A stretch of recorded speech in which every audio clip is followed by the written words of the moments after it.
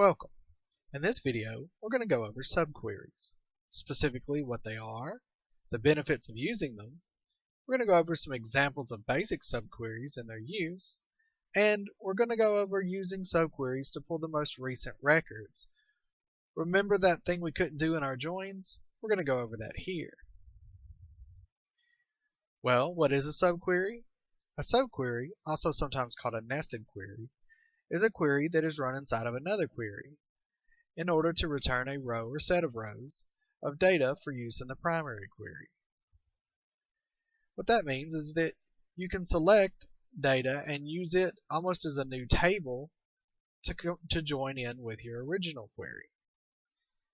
The benefits of subqueries are they allow us to dynamically obtain information that we need, and they also allow us to get information in a way that may not be available at the processing state we need. Because of our group by, our order by didn't work earlier, but we can use subqueries to accomplish the same thing and get our recent dates. So let's go over an example of why we would need to use a subquery. You may remember this purchase table earlier. It contains our product info, but it doesn't have a product ID because it was never intended to connect to a product table. Well, if we wanted to use this info in our new queries, we wouldn't be able to connect them because of the lack of a key. However, with a subquery, we can find the appropriate product ID based on the product name. So let's do that. Here, instead of selecting from purchase, we're actually looking for the information that's in product, so we're going to select star from product, where product.name, which was what we had the name of the product as, equals, and here's where we begin our subquery. Select product from purchase where ID equals 9. This will allow us to pull the information that we need based off the product name.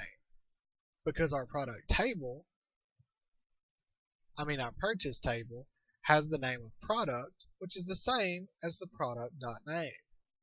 So when we run it, we see that P's, which exists in our purchase table, is actually product ID 5.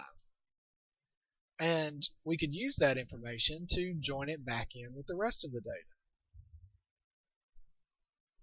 So that's fine if we know the ID or only want to pull one record, but what if we wanted to find all of the products that match our name that we have in the purchase table? Well, one way to do that with subqueries is to use right join. That will allow us to join all of the results of the query in with the main query. Let's show that now.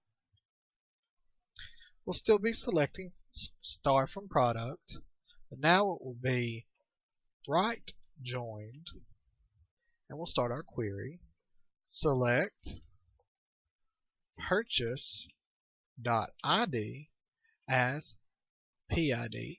It's good to give things like ID that are very vague different names when you're using subqueries so that you can reference them later and so you don't get confused. From purchase. And now we're actually going to do a join in the subquery. From purchase, join